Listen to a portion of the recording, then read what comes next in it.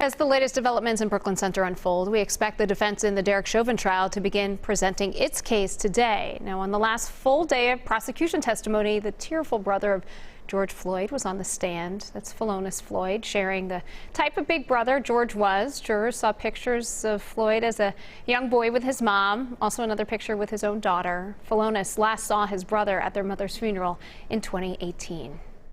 George just sat there at the casket over and over again. He would just say, "Mama, Mama," over and over again. The prosecution called two expert witnesses yesterday, a cardiologist from Chicago who testified Floyd's heart stopped due to a low level of oxygen. Dr. Jonathan Rich dismissed other potential causes of death like heart issues or drugs. Those are two of the causes the defense is focusing on. And a nationally recognized use of force expert testified the force Chauvin used against Floyd was unreasonable. Both the knee across Mr. Floyd's neck and the prone restraint were unreasonable, excessive, and contrary to generally accepted police practices.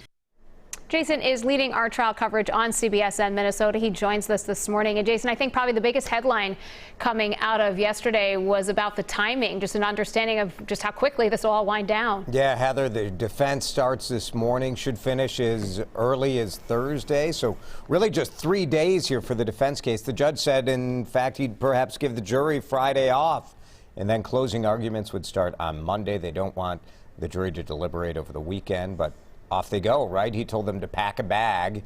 As soon as we're done with closing statements, the jury will not be allowed home. And Jason, you noted yesterday that the jury came to court yesterday morning, probably knowing about the shooting of Daunte Wright, and they went home under a curfew. Yeah, imagine that. What a remarkable scenario. Yesterday morning, the defense attorney tried to have the jury sequestered and failed, but bear in mind, all these jurors are from Hennepin County. Many have ties to Brooklyn Center. One is from there, and all sitting at home last night had their cell phones buzz that they were under a curfew. I would imagine this will come up again today with the defense trying again to have the jury sequestered. The judge has been very hesitant to do that, though. It's very hard to ignore that buzzing last night. You know what's going on, right? Like, they're not supposed to watch the news, but if you just activate your phone, it's right in the Apple News. You know, it's right on the front page of everyone's cell phone. There's you can't avoid it. Yeah, there's a curfew, and you're going to ask people what's the curfew for. Right. Jason, we know the defense starts presenting its case today. So the big question, does Derek Chauvin get on the stand? Our legal analyst, Joe Tamburino, says only Chauvin can explain what he was thinking, if he feels remorse, why he used that particular hold, the knee on the neck and the back. And this idea that the people yelling somehow distracted him from giving medical aid. No one else can answer that but Derek Chauvin. That said, it's highly risky. And attorney Eric Nelson is perhaps the only person who knows if he would be a good witness or not. We have no idea if he would get defensive or whatever the case might be.